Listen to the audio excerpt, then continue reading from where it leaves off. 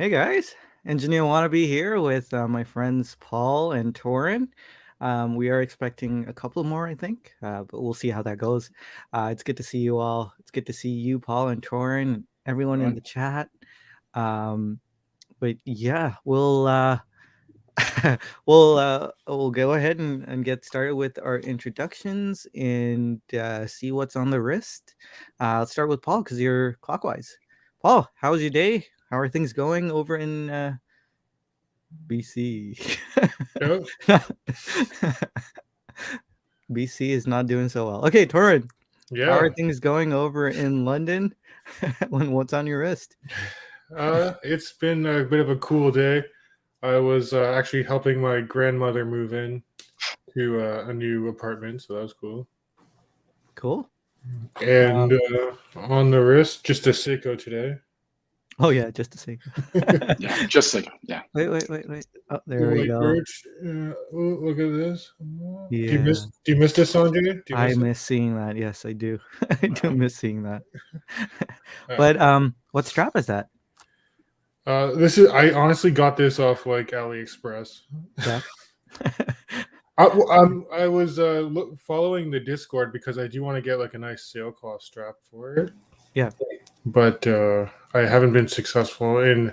I was looking at Artem and stuff. They don't have the extra long straps for this bandwidth. So Right. Yeah. Did you like a notice? these notice is sold out too. When I They're looked. sold out. Oh. Yeah. Yeah. I actually have the opposite problem. I have to find a short strap, and Paul and I have this problem. Yep. Yeah, for sure. And yeah, Artem only has short in one colorway, I think, or one strap width, only in 20 millimeters for now at least. So yeah. Did you get a strap from them, Sanjay? Yeah. You're reviewing it, or? They sent it to me. Yeah. Nice. I think I just spoke about this last week, but I was literally on the website going to buy one, and I put it off for like a day, and the next day they were like, "Hey, you want to review a strap from us?" I was like, "Oh, hey, yeah, why not?" so, so yeah, that's what happened. So I got the, the leaf spring, deployant. Yeah. There's like a Random Rob did a really great video on it, but it's like a spring. So there's no points of attachment in the deployant. It's a spring. The spring tension holds the clasp onto your wrist, folds the strap. It's super cool. I think it's Richard Neal's design. I'm not sure, but very very interesting stuff. But anyway, Paul, how are you? Pretty good. Yeah. Things are going well over there in the land of landslides. I got stuck on a highway for hours. Yeah. But I'm grateful. I made it over, and I don't have gas in the car, and there's a gas shortage right now, but it'll be okay. So, yeah, that's good. Everybody's safe. Yeah. Glad to hear it. Glad to hear. Yeah. Thank you. What's on the wrist? I don't. Following the white birch, I've got a Carrera 02. Nice. Just not a popular choice. Hey, that's fine. Yeah, I like it. Yeah. It's my watch. You don't have to. Yeah, exactly. I'm gonna dip into the chat before showing my wrist check. Chaz is in the chat first. Good to see you, Chaz. How's it going? Dib, how's it going, Dib? Dib. Peter, good to see you. Justin, how's it going? Hey, James, good to see you. Brandon is in. Hey, Brandon, how's it going? Hey, man. Hey. Good to see you, man. What's up? It's good to see you guys too. Hey, Bruno, good to see you. Nilo, how's it going? Alex, whoa, you're up late. All right, Alex. Anish, how's it going? Good to see you. Hope you're having a good weekend too, Anish. Let's see. Paul, it's tag time. Yeah. Let's see. Hey, Jason's here as well. Good to see you. I did say hi to Nilo. I'm pretty sure, but just in case. Hey, Nilo. Ken, how's it going? Ken was mentioning it's already snowed twice in Pittsburgh. I always want to say Pittsburgh, because of Edinburgh, but it's Pittsburgh because I'm not in England. Yeah. Chaz is wearing the beautiful SPGP 007. Beautiful. Amin's here as well. Hey, Amin, good to see All you. right. James is talking about your $2 strap on HD watch. The best. I mean, you gotta love the juxtaposition there. Yeah, That's awesome. Yeah. for sure. Let's check in with Brandon. Brandon, how are you? I'm doing all right, man. Yeah, that's yeah, good. Had a busy day. Had a friend from college come visit, so kind Yeah. of been on the wind down for the rest of the evening, and figured I'd just hop on here and hang out with you guys. Yeah, we appreciate it, man. It's always good to see you. What's on your wrist? Black Bay 36, two-tone. Nice. Cool. Oh, wait. Nope. The fake out. No. wait. Let's try again. Are we doing it? Okay. Here we go. Very cool. Awesome. I still miss that. it. I think I've caught up with the chat, so I will do a wrist check myself. I am wearing the Seiko SJE085. Corey actually just got back today from India, so felt like wearing this in celebration.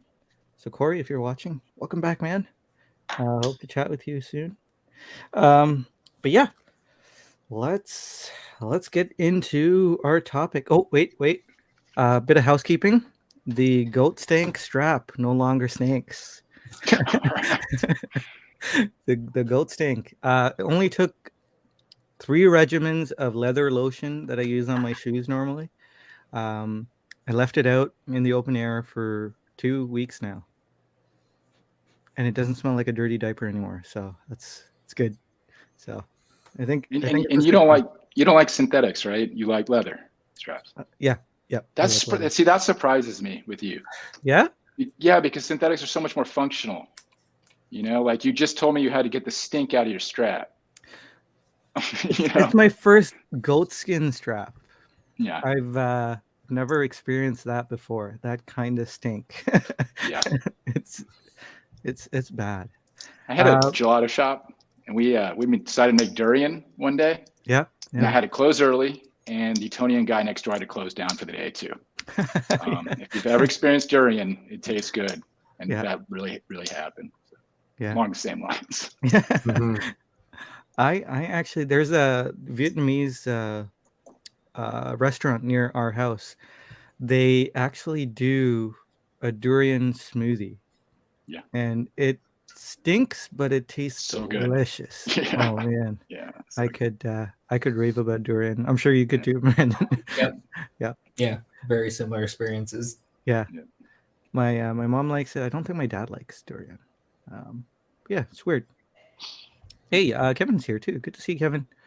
I saw that comment, and that's big facts. Yeah. Well, there you go. I'll help out there. You can hate on that all you want. Yeah, they're the watches we love. Beans and Bezels is here too. Hey man, good to see you. Hope you're well. That was for Dib, by the way. Yeah. And we got Darren. Good to see you, Darren. As long as your durian isn't gray, I get it. Dorian Gray. Oh, right. Yeah. There you go. Very good. We're you to like say it out loud. Yeah, I feel like other housekeeping it's a new pen day for me. I picked this up from Marcus, and I'm a pen guy now. So from Marcus, eh? Yeah. I got to hang out with Marcus for like all of 25 minutes. It was supposed to be 30 minutes, but I was late. You squandered that time. I know. Like he gave me a lecture on pens. It was so great. Like I got to try half of his pen collection. Yeah. And, that's awesome. And I need this blue in my life, so I need to pick up that ink. yeah, this is not a pen channel. It's a watch channel. So let's go ahead and go into today's topic. So we were gonna talk today about watches and emotion. Basically, I was telling this to Paul before we went live.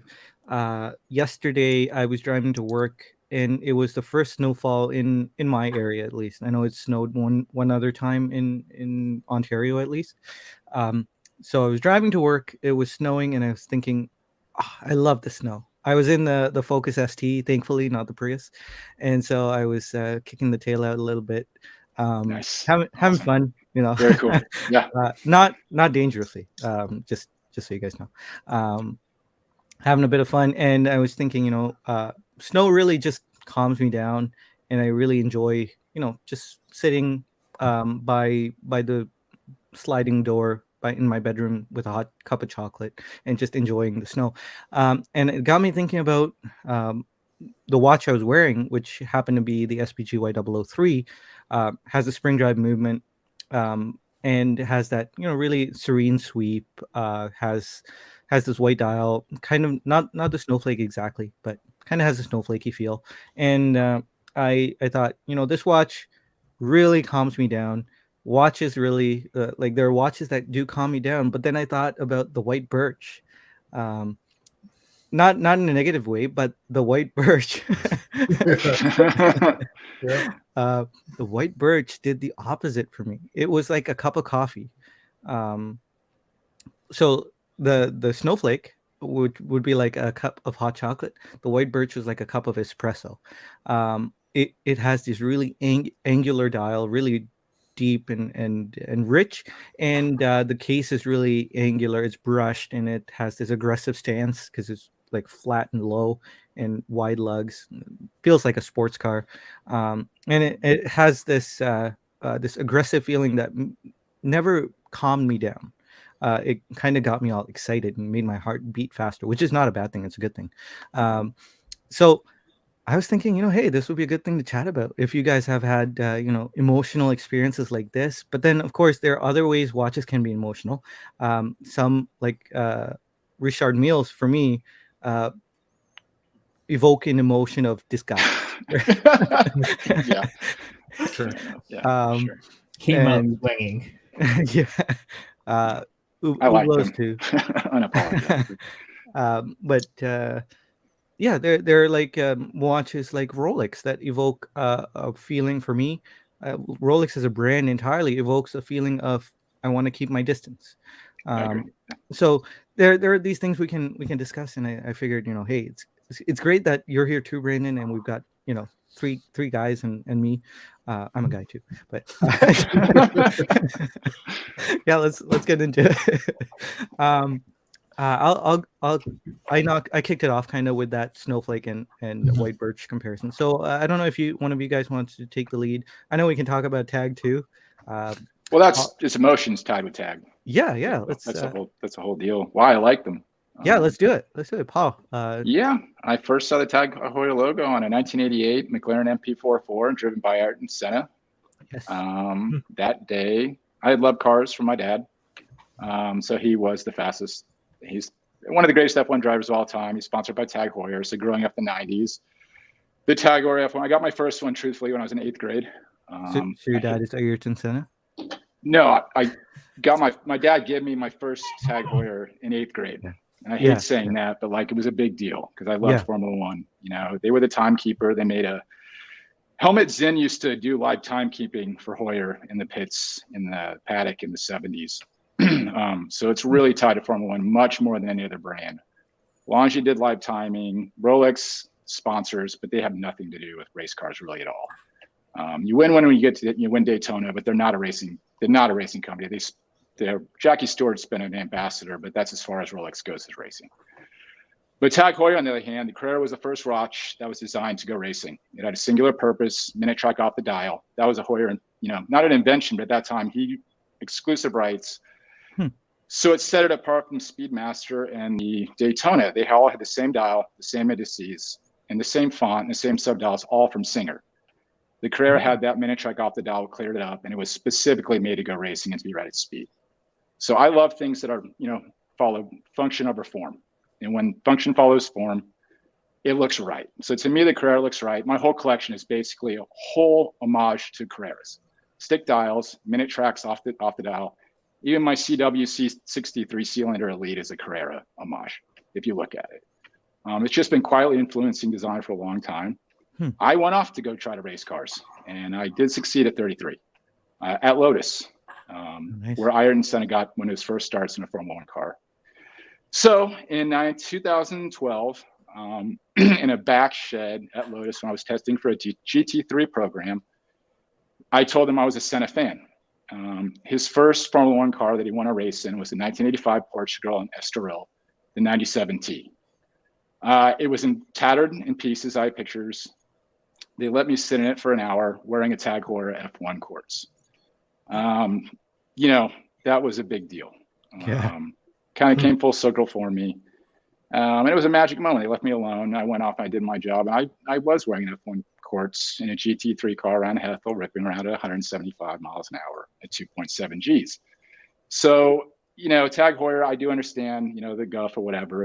Even the 1887 is misunderstood. It was selected to be modified because it had an oscillating pinion, which was a Heuer invention. So if you go far back enough in 1887, that was a Heuer invention, and Seiko stole it, and then Tag Heuer regained it. Kind of, if you kind of look at all these things. But anyways, for me, when I look in the mirror, I see a racing drive before I see anything. Maybe I don't have a drive right now. I don't have sponsorship or whatever, but I still am. So even more so than my other watches or anything, I want to wear a Tag Heuer over anything because it represents how I feel about myself, how I view myself, and all those emotions.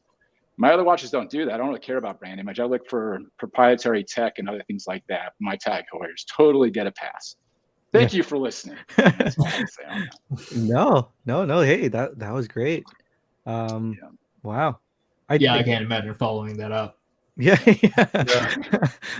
That's incredible. I mean, I didn't know too much about Tag. I did know a bit about the Carrera, based on what Watchfinder had done on their channel. But man, that's a story. I'm somewhat speechless, but yeah, amazing. So, how many tags do you have in your collection? Four.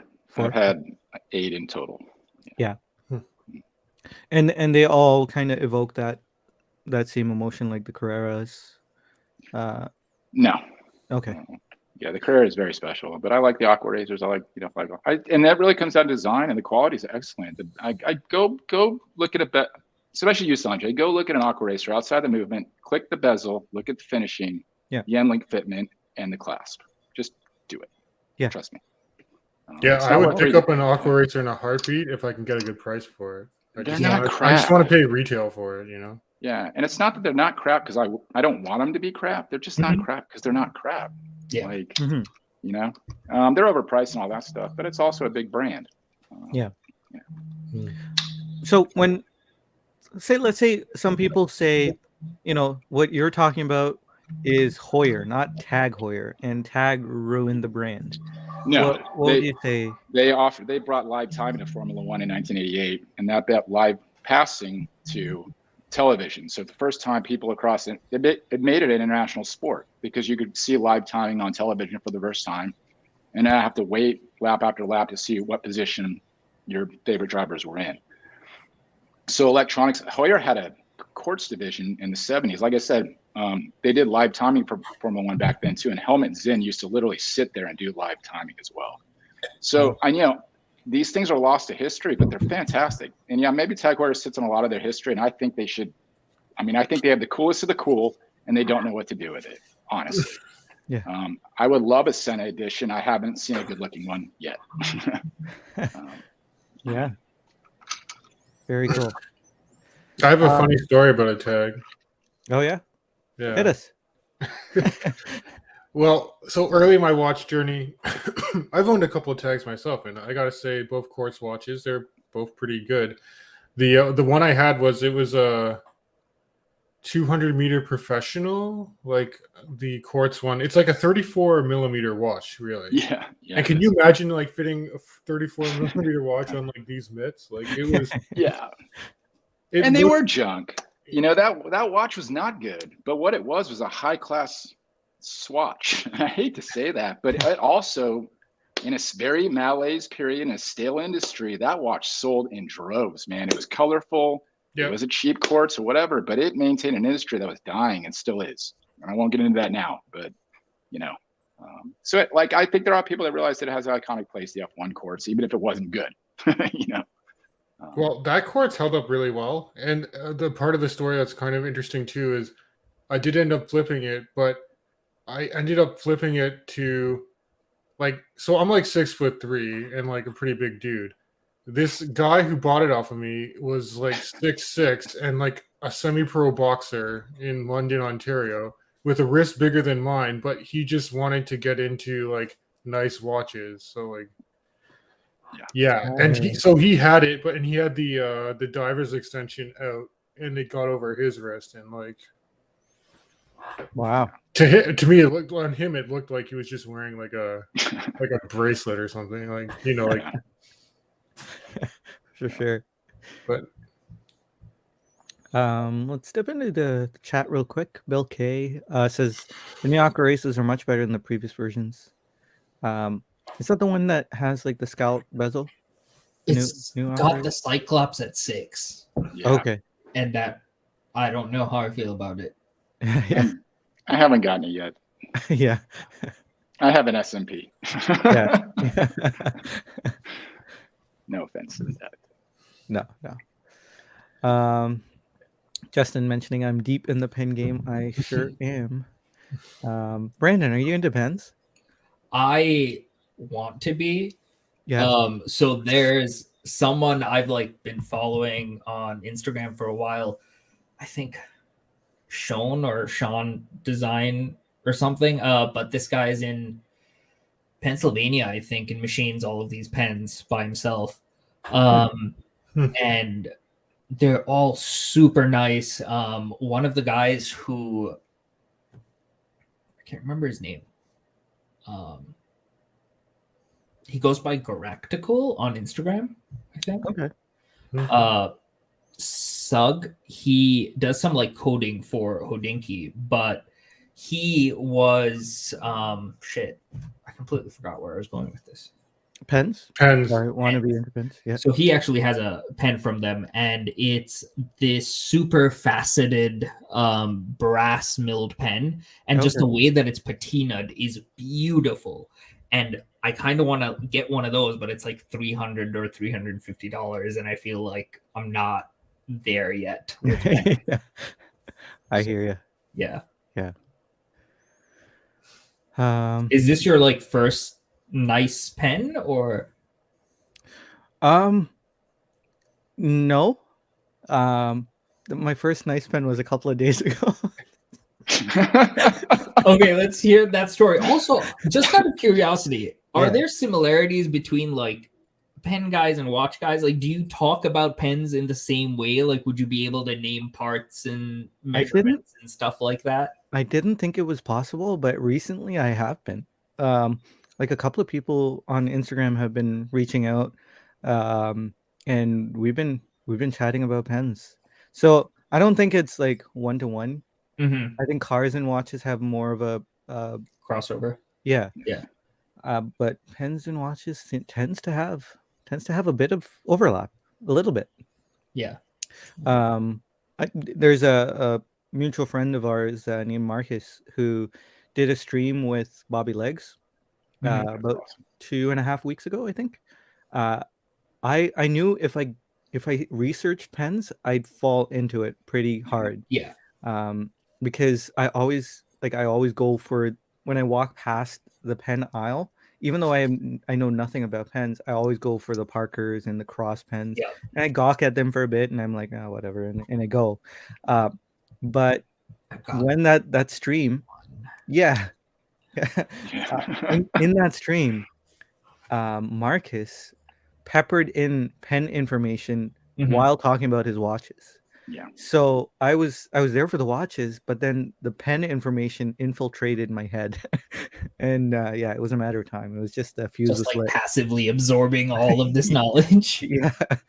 Yeah, he went into quite some detail. And yeah, about a week ago I put a post and I said, like, I was just staring at the couple of ballpoint pens that I had, and I was like, okay, I really like the way fountain pens look.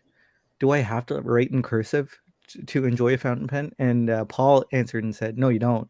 And then that night I bought a cross pen. This was only a week ago, week and a half ago. I bought a pen that was on blowout at Staples for $20. Really enjoyed it. Then Marcus sent me a couple of pens. Well, I bought Marcus's pen. Here, this one. It's a Sailor Pro Gear Slim. Really enjoyed this.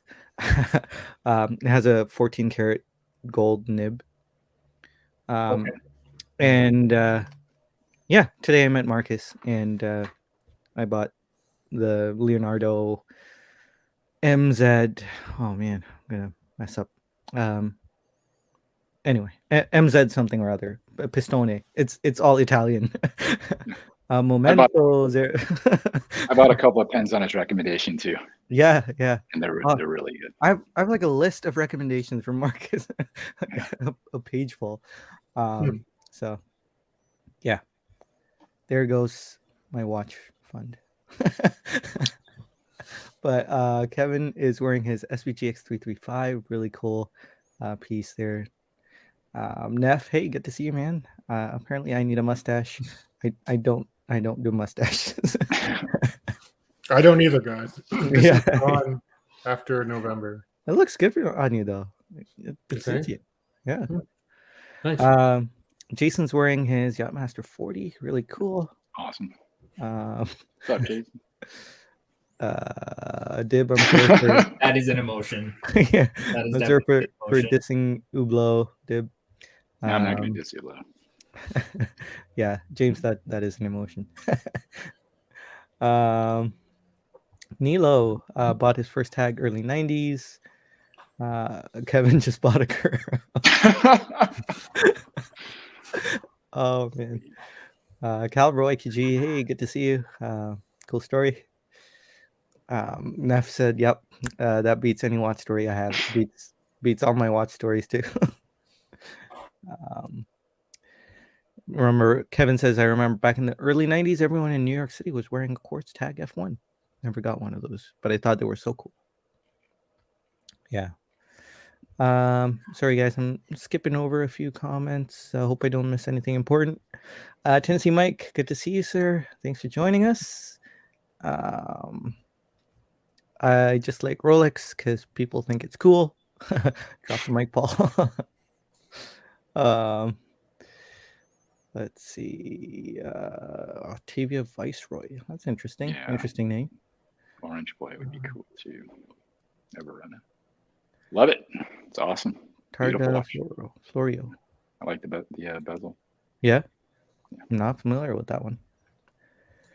Targa as in like a Targa top? Yeah, that's an Italian word. I think I don't know exactly what it's for. I don't know, some form of racing. It's used for Porsche doesn't only use it. It's for an open top, like Barchetta or something like that. Yeah. Justin says, got to get deep into calligraphy. One of those pen dudes. I don't know if you're doing yourself a favor there, man. I'll be giving model numbers in no time. Dib says this is sad place, female repelling place for pen and that's funny. Hey, Riss Ross, good to see you. I bet pen and pocket watch guys have more in common. Okay. See, I keep wanting to call it the Sailor Moon too, because I grew up with seeing Sailor Moon every once in a while. Is that a Pokemon or something? Yeah. I don't know. That's a boomer joke. My bad. Sorry? Just kidding. I don't know if they are Pokemons or any Sailor Moons. Well, same time period. Okay. Oh, Neff says I would get into pens. I'd just make a mess and get ink everywhere. It would be bad. True. Yeah. Yeah. Oh, you should see the inks Marcus gave me. Oh man, like this is kind of watch related, right? Because Marcus is a watch guy, so I've got purples, I've got pinks, I've got purple, I got green. Marcus is great. Anyway, all right, guys. So, does anyone, Torin, do you want to kick off another emotion watch generating emotion generating watch? Or I could go. Why don't you go? Because I was not prepared for that. Yeah, no worries. Okay, so another watch that generates emotion. We can kind of talk about Rolex. So for me, I have avoided Rolex like the plague, really. Rolex generates an emotion for me where I want to admire it from a distance, but I don't want to get too close. Namely because of the stigma that Rolex, the brand Rolex carries.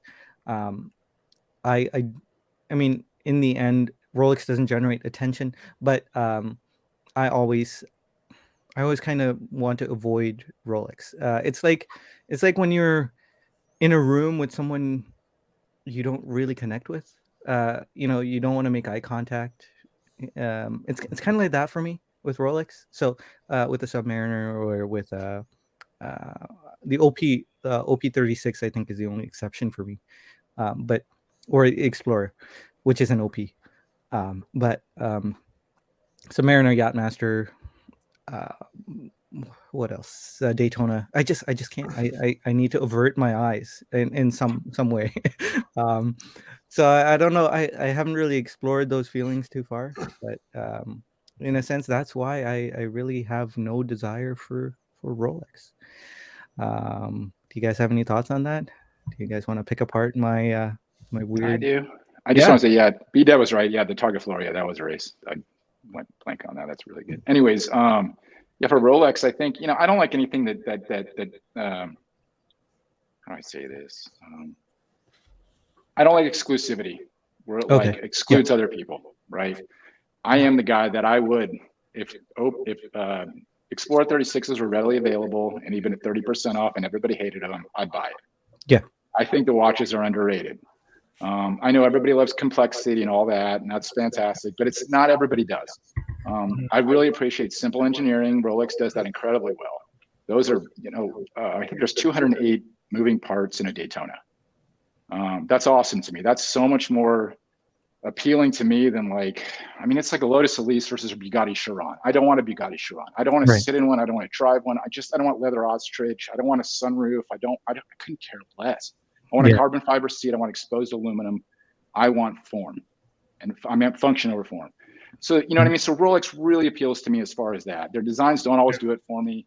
They have like the OPs are too organic. I don't like the bulbous bezel, but the Explorer really does it for me. I think the other ones are priced too high. If I'm at 15 grand, I'm looking at a GMT2. I'm going to look at something else. So a lot, it falls between the cracks in a lot of places. But bottom line is, I hate the brand image. I hate that everybody's running out to get it. I'm a hipster. I'm not going to lie. I'm open about it. It's too popular. Everybody wants one. The kid on break, my barista wants one. Everybody wants one. It's so overexposed that, I'm out. Yeah. So maybe in 3 years when the market crashes, and we'll talk about that later, I'll pick it. Yeah, that sounds good, actually. I actually do connect with a lot of what you were saying. With the SBGY 003, I hate that it's limited to 600 pieces. I was elated when they released the 007, which is not limited. So the 003, just for guys who don't know, it's the cocktail time. The Grand Cocktail Time is like the nickname. It's the manual wound spring drive Grand Seiko. They re-released it with a frozen lake pattern dial, the 007. And back when I had the 003 and I did the review, I was like, this is a shame. Everyone needs to kind of experience it. Everyone who wants this needs to have this watch. Now they can because of the 007. But I hate exclusivity. I mean, I don't hate it. It's it's kind of a way to it's kind of a proud thing, right? It's kind of I don't want to be I want to have something others can't have, kind of. It's snob. I avoid snobbery in all forms. It's unattractive in all forms. I find Yeah. it. And I know I'm into luxury watches, but that doesn't mean I need to be snobbish or exclusive. Right. And people who like exclusivity, that's fine too. I mean, Sure. I yeah, it's just not for me, not for Paul. It seems as well. And I don't know where it begins or ends either. I mean, Yeah. if everybody was wearing, I don't know, but yeah, at a certain point, I draw the line. Yeah. Because it's not really about watches; it's more about wealth enthusiasm, and I'm not about wealth enthusiasm. Right. That's a good way to put it. Very.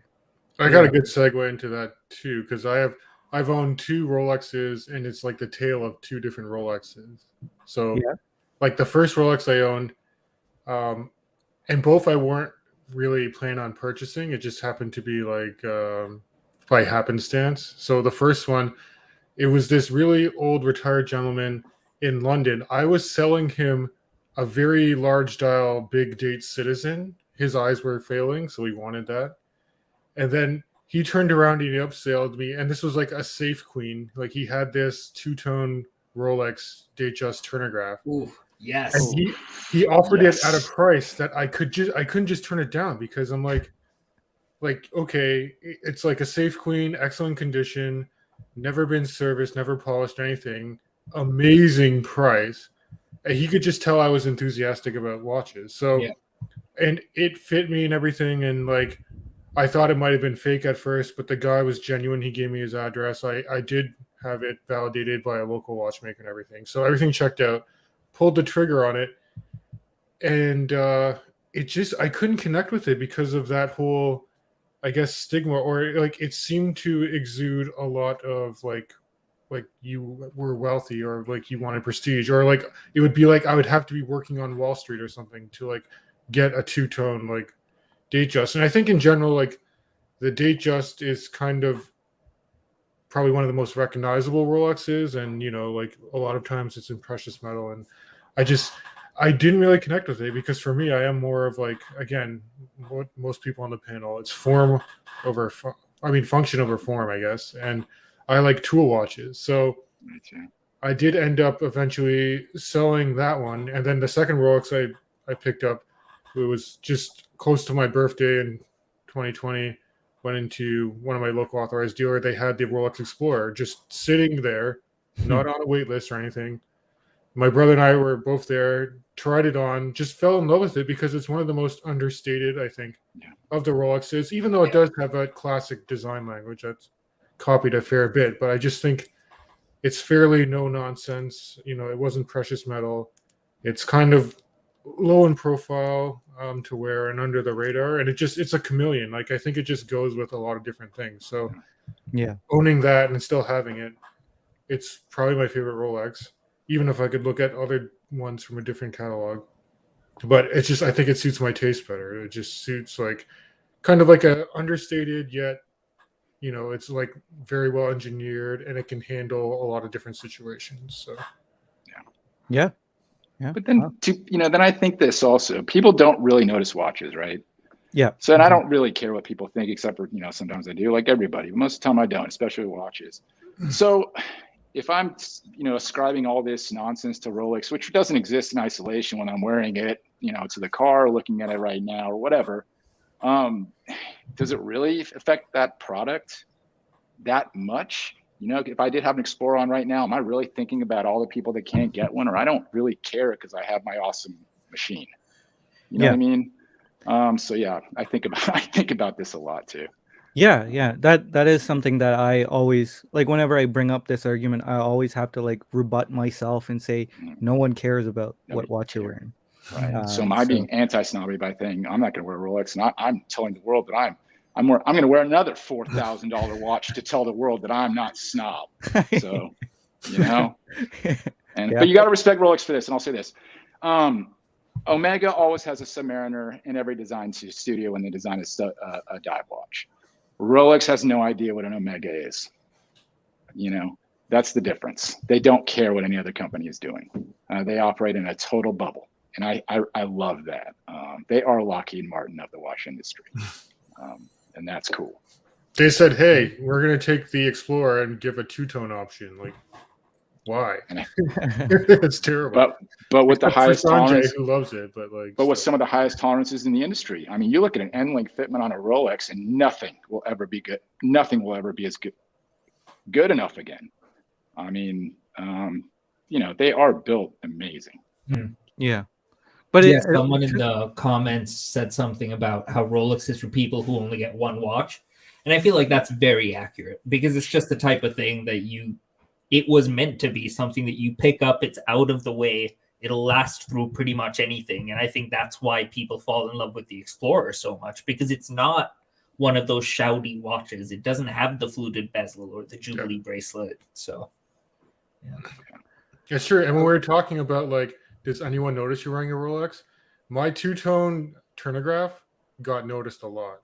And I think people just noticed it because it looked like jewelry, right? Like, it was more jewelry than a watch, in my opinion, like, at the end of the day. Yeah. Whereas, I would wear the Explorer and, like, nobody notices. But no one noticed my two-tone Tudor Royale. You didn't have extra cheese on that one, Sanjay. Yeah. Oh, only the watch guys noticed it. And they hated it. Except Brandon. Brandon liked it. Yes. And but then the world of Nixons and Diesels kind of saved us too. They were so big and loud that, like, anything smaller is going to get away unnoticed. That's true. Dipping into the chat, Neff said Rolex reminds me of family. That's probably a valid emotion, because I've heard a lot of stories where cool uncles have the two-tone Rolex and stuff like that. So I don't know if Neff was pulling my leg a little there, though. But anyway, Kara says Rolex is lame. Rolex is kind of cool. They have a coolness about them. But yeah, I get where you're coming from. And if I was able to get whatever I wanted, I might have only Rolex, and then sell all the grand Seikos as a placeholder as they are, right? So. Okay, whoa. I'm just kidding, Sanjay. I just thought that would push your buttons a little bit, liven up the chat. No, if I could get if I could just walk in and get a OP36 green, I would. Yeah. So, but I'm not playing the games. Yeah. I'm not getting them coffee anymore. Yeah. No more. I do. I'll get my dealer donut stuff.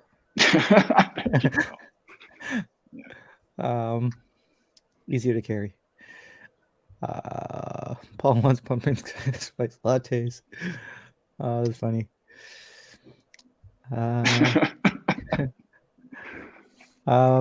Paul says, I was just at a wedding with a guy who was wearing a 36mm Datejust he bought in Switzerland 40 years ago. Wow. That's awesome. See, that's awesome. He's only owned. And he loves it. It's like having an old school 911 from like 1967. Yeah. Caliber YQG really likes the turnograph. Neff says very good bracelets on Rolex. Hey, AB's here. Good to see you, AB. What you were talking about, Paul, though, talking about end link fitment and bracelet quality. I know I've been told many times that it didn't happen until 2005 or something like that. Yeah, I think it was later on. Yeah. Yeah. But current Rolex really doesn't care about Omega. Previous Rolex did. Yeah, I'm sure. Yeah. But they're operating in their own world now. Yeah. It's like it goes. Yeah. When you pass that race car and you're so far ahead. And I'm not, it's not to put down Omega or anything. I mean, it's just, that's how they operate. Yeah. Minimal design change. Peter says fighting words. Always. Gonna shake up the watch world, guy. It's gonna get wild. Yeah. Grand Seiko is definitely not a placeholder, Mr. Paul. Later, Kevin. But yeah.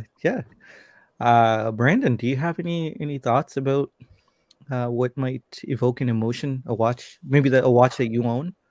So many different things. Like, Yeah. so there's obviously like if you're given a watch by someone, that watch evokes emotions pertaining to that person and memories pertaining to that person. Yeah. But to counteract what Torrin was saying about two-tone, I kind of love the fact that it's more so jewelry, whether that's because I'm at home all the time and don't have to deal with anyone like seeing it, heavily influences my decision because I don't have to deal with like the stress of shit. Can people see my two-tone watch?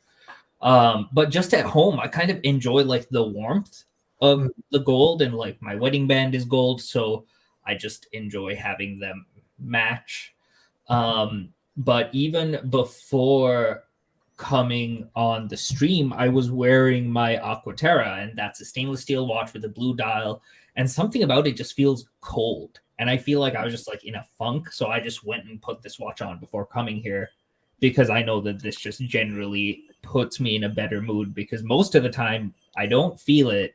And then when I go to look at the time, it's just like a little pop of gold and warmth and fun. So yeah. Yeah, no, I totally get that because I think I have very similar feelings with gold, and we've talked about this too, because yeah, when I had my two-tone, I had the same one you had, the two-tone Black Bay 36, one which my wife didn't really enjoy.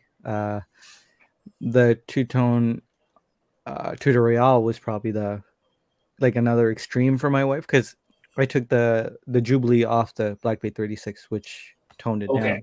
Okay. But with the Tudor Royale, you can't do that. It's on there and it's always on there, and she told me to keep it, but you know it disgusted her every time she saw it on my wrist, so it had to go.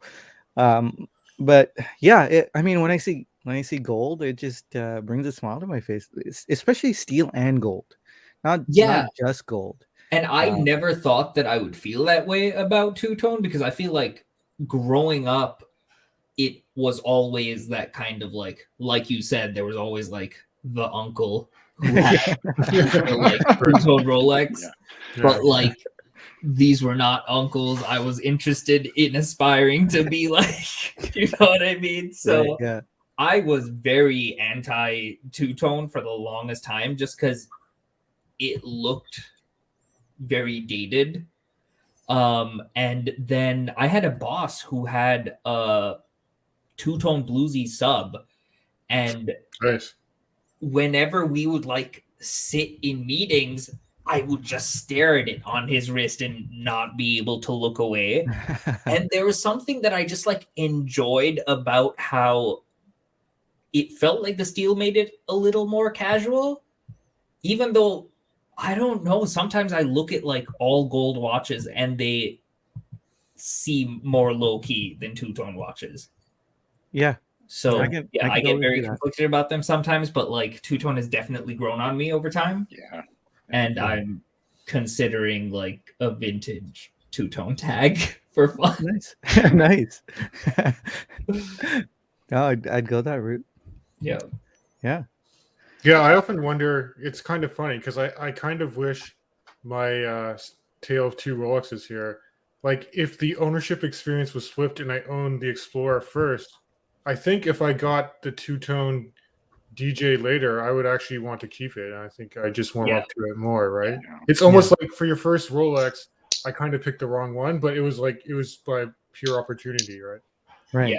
Yeah. Well, in 2019, I walked into a Rolex AD, and there was the 36 millimeter rhodium dial that I wanted, and there was the 39 millimeter rhodium dial that I wanted. So I got to see both the 36 and the 39, have them both in hand, and I picked the 39, even though I know I should have picked the 36. Anyways, a year later, it was just too big on me. The dial's real wide, and it wears more like a 41 than a 39. It's not a real 39. And I thought, oh, you know what? Around June, July, I said, I'll just sell this, and I'll pick up an OP36, and I'll just pick up an OP36 in a month or two. And then September 1st, 2020 happened. And I think I'm the only person in 2020 that lost money on a Rolex. That sucks. OP39 discontinued, and OP36s. You guys know you can't get them. So Yeah. Wow. that's how I got out of a Rolex. So. Yeah. Ooh. Yeah, I think a lot of people were upset when they got rid of that OP39, especially with the white dial. I remember for the longest time, I had been planning on like my next big purchase being the OP34 white dial, which got discontinued at the exact same time. Oh, It was Dib who messaged me, and he was like, "You did a real dumb thing." And then in 24 hours, they were $10,000. I sold it for $4,200. Yeah. Ooh. So. Yeah. Oofa. Yeah, so I'm still real mad at Rolex. So don't listen to anything I'm saying. It's negative. You know, we got problems there. Yeah. Oh man. Yeah. Now, it's not that big a deal to watch, but that's what happens. Yeah. I hear you. AB was mentioning that he said it was hard to explain, but his recent Longines purchase sort of evoked more excitement out of me than the APE that he purchased. That's really interesting. He goes on to say, my grandfather was a huge Longines collector, so maybe that's why. Yeah. They're really nice. Welcome to the Sector Dial Club. They're beautiful. AB. Yeah, you picked the right one. Paul has the wrong one. Mine was a gift. And I was going to say, as far as emotion, that's one of the best gifts I've ever gotten. Thank you, Wolfgang. Yeah, you know what I've been through. It was an amazing weekend. Thank you. It's awesome. Yeah. Amazing story too. Oh man. Derek, good to see you. I don't have any more luxury watches. I sold my Tudor. I will only want a Rolex day date next time. Ooh, that would be quite the mountain to. I mean, when you surpass it, it's going to be so satisfying. If you save up everything until you get a day date. Very cool. Is that something that anyone else on here would be interested in, like eventually cashing everything out and going for like the gold watch when you like retire or something? Ooh, it's hard to say because I know my taste changed so much. But Derek, it seems, is not going to buy anything until he gets to day date, right? Because that's I couldn't do that. I don't have the patience. Yeah, I don't have the patience for that, but very cool. Maybe a Rolex 37 millimeter. I'd sell a bunch of stuff. Maybe. Yeah. But then I don't know. That's the OG sports watch. I mean, I don't think I could. I don't think so, though. I don't know. Yeah. I can't think of any watch that I would cash out.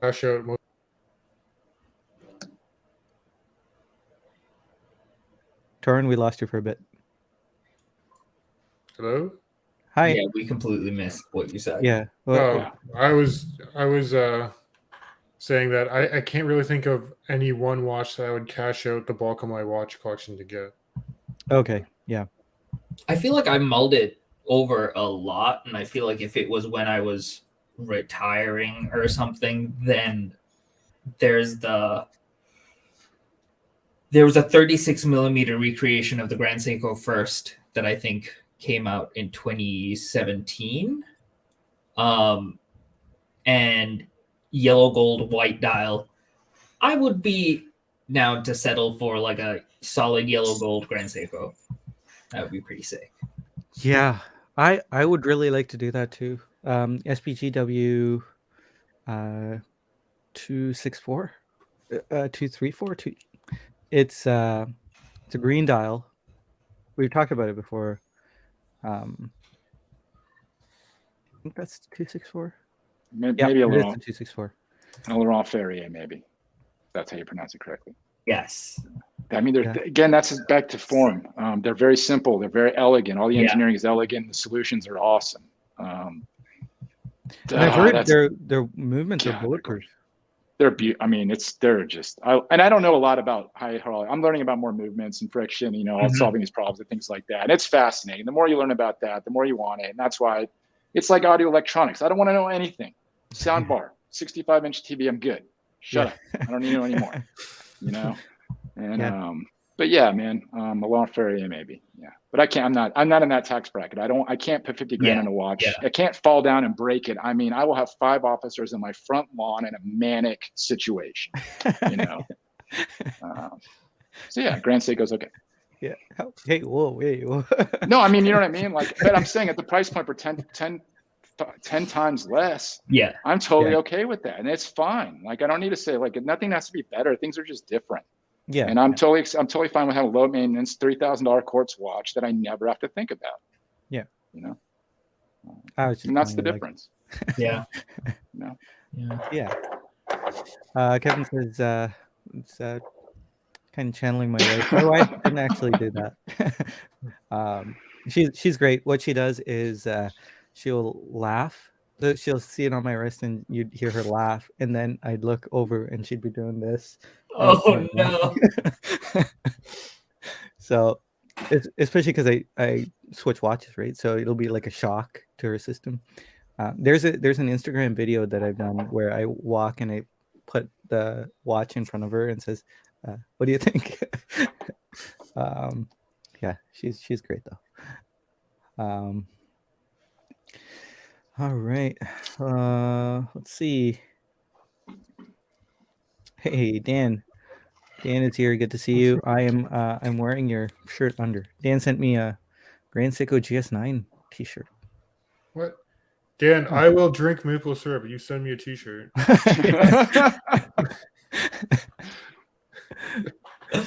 Yeah. Probably shouldn't have just said that. I'm sorry, Torin. No, that's cool.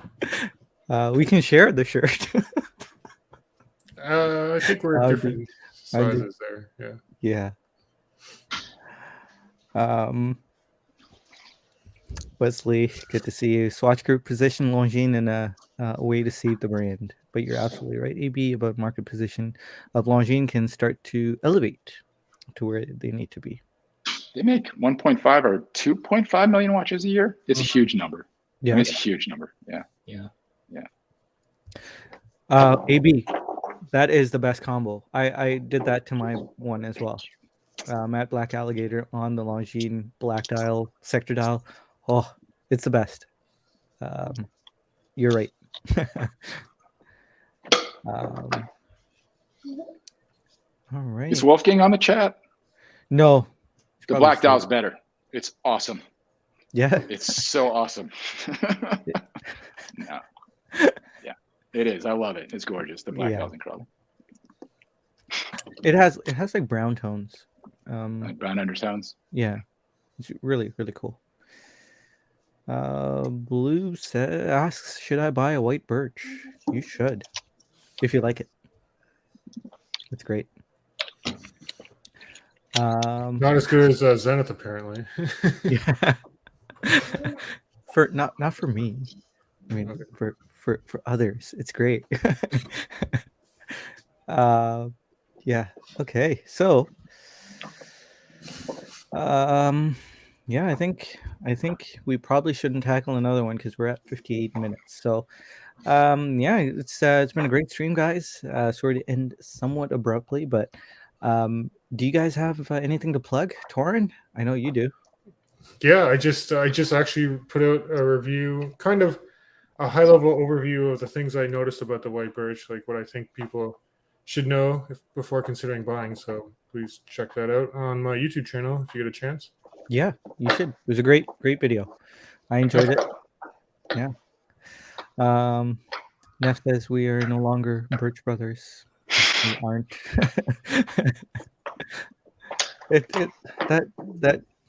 That kind of rolls off the tongue so well, Birch Brothers. You know. Yeah. And you went and ruined it. Yeah. You're dead to me now.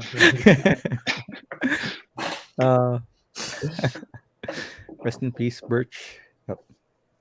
It was a good watch. Anyway, Brandon, got anything coming up? No, nothing planned yet. I just moved to a new computer, so okay, I'm trying to get all this to work, and I'm completely out of memory, so I can't do any editing right now. Yeah. So, I liked your review of the Black Bay 58. Yes. Thank you. I really appreciate that. Yeah, I like the. I think I mentioned it last time. I like the spraying and the hat me in stitches. Paul, got anything coming up? My car came in today, so I'm gonna get that. Yeah, cool. I'm gonna What get that. what car? BRZ 6-speed manual. Nice. I'm stoked.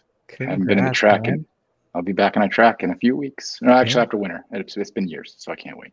Yeah, yeah, for sure. For us, we've got Watch Soup coming up tomorrow. I will make that link either today or tomorrow. I'm going to be chatting about watch storage. I think Jenny L did a really good video. We might be talking about that. Hot ones. That's a good show. Yeah. I think it's Hot Ones. Man, I can't pronounce that. He did a video on watch storage, so we'll be chatting about that. And a couple other videos. So we'll be doing that for Watch Soup tomorrow. But yeah, other than that, guys, I hope you all have a great night. Have a great Sunday tomorrow, and I'll see you tomorrow. Bye, guys. Take care, everyone. Have a good night.